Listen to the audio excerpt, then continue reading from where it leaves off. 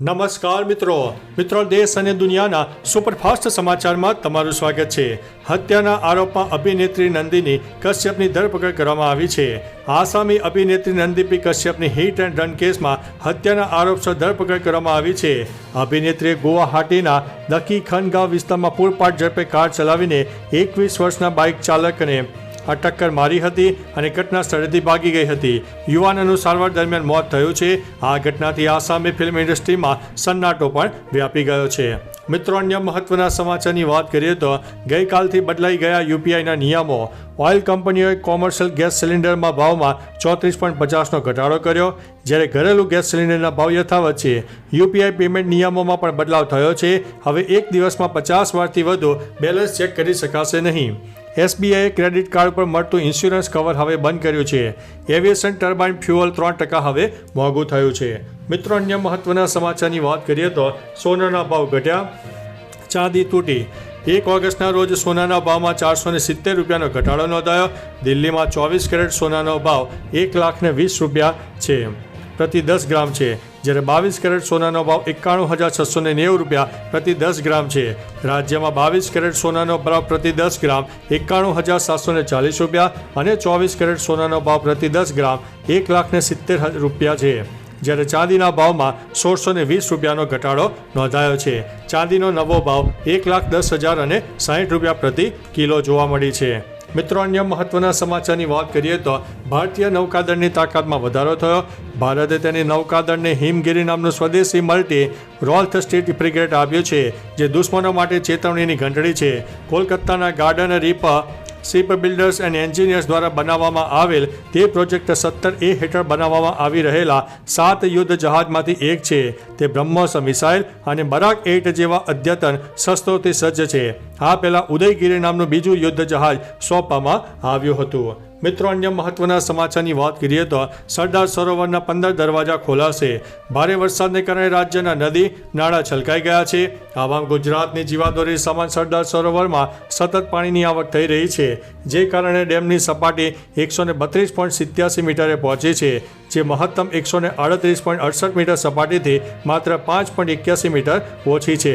સવારે 8 વાગ્યાથી 15 દરવાજા 2.75 મીટર ખોલવામાં આવ્યા છે। પાવર હાઉસ મારફતે કુલ 2,86,000 ક્યુસેક પાણી નદીમાં છોડવામાં આવી રહ્યું છે।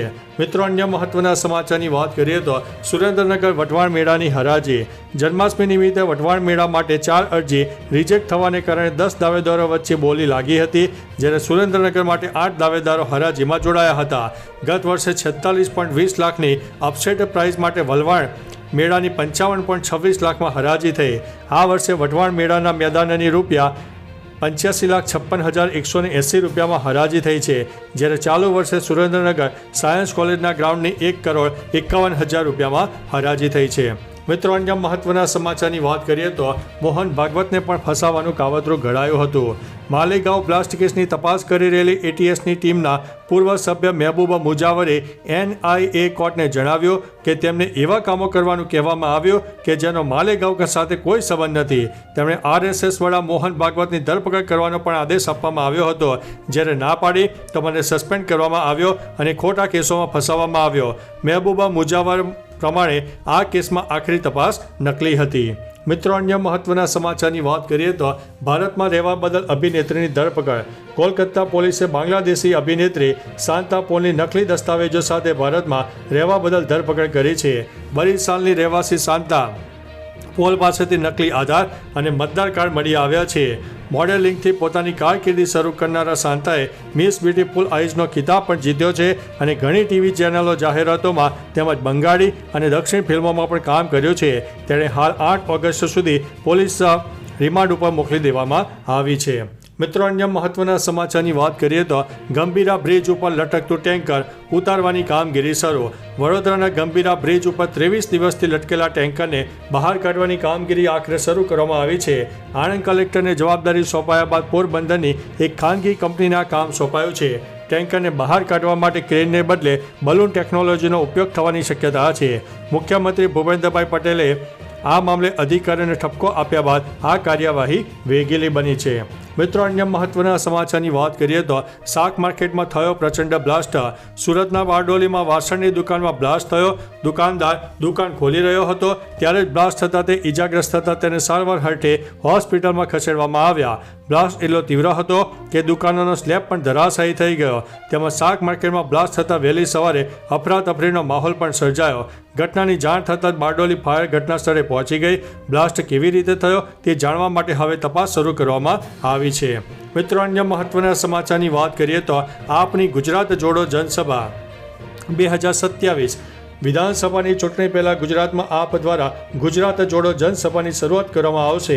2 મહિનામાં આપ દ્વારા 2000થી પણ વધારે જનસભા કરીને જનસભાને ભ્રષ્ટ ભાજપની હકીકતથી વાકેફ કરવામાં આવશે. યુવાનો, ખેડૂતો, પશુપાલકો, ગરીબો તથા મધ્યમ વર્ગ ઉપર થતા અત્યાચાર સામે લડવા માટે સમગ્ર ગુજરાતને જોડવામાં આવશે. ઉલ્લેખનીય છે કે આગામી વિધાનસભાની ચૂંટણીમાં ત્રિપાખીઓ સંઘ પણ જોવા મળી શકે છે. મિત્રો અન્ય મહત્વના સમાચારની વાત કરીએ તો અમારી પાસે પણ પરમાણુ બોમ્બ છે તેવું રાહુલ ગાંધીએ જણાવ્યું છે. કોંગ્રેસના નેતા રાહુલ ગાંધીએ સ્પેશિયલ ઇન્સેન્ટિવ રિવ્યૂ એટલે કે SIR મુદ્દા અંગે ઈસી પર મોટો આરોપ લગાવ્યો છે. કહ્યું કે ચૂંટણી પંચ મત ચોરી કરી રહ્યું છે. ચૂંટણી પંચ કોના માટે આ કામ કરાવી રહ્યું છે તે સ્પષ્ટ છે. જે કોઈ આ કામ કરી રહ્યું છે તેને બક્ષવામાં નહીં આવે. ભલે કોઈ નિવૃત્ત થઈ ગયું હોય, અમે તેને શોધી કાઢીશું. જ્યારે ચૂંટણી પંચે મદદ ન કરી ત્યારે અમે જાતે તપાસ કરાવી. અમને જે મળ્યું તે પરમાણુ બોમ્બ છે. મિત્રો અન્ય મહત્વના સમાચારની વાત કરીએ તો નિખિલ રવિશંકર સંભાળશે એર ન્યૂઝીલેન્ડ. 5 વર્ષથી કંપની સાથે જોડાઈને ભારતીય મૂળના નિખિલ રવિશંકર આ વર્ષે ઓક્ટોબરથી એર ન્યૂઝીલેન્ડના CEO તરીકે કાર્યભાર સંભાળવાના છે. આકસ્મિક રીતે એર ઇન્ડિયાના CEO કેમ્પબેલ વિલ્સન ન્યૂઝીલેન્ડના છે. રવિશંકરે નિવેદનમાં કહ્યું છે કે એર ન્યૂઝીલેન્ડનું નેતૃત્વ કરવાની આ તક મળતા હું ખૂબ જ રોમાંચિત છું. એર ન્યૂઝીલેન્ડ દરરોજ 49 સ્થાનિક અને આંતરરાષ્ટ્રીય 400થી વધુ ફ્લાઇટોનું સંચાલન કરે છે. તો ચાલો મિત્રો, ફરીથી દેશ અને દુનિયાના સુપરફાસ્ટ સમાચાર લઈને મળતા રહીશો. ત્યાં સુધી અમને રજા આપશો. નમસ્તે.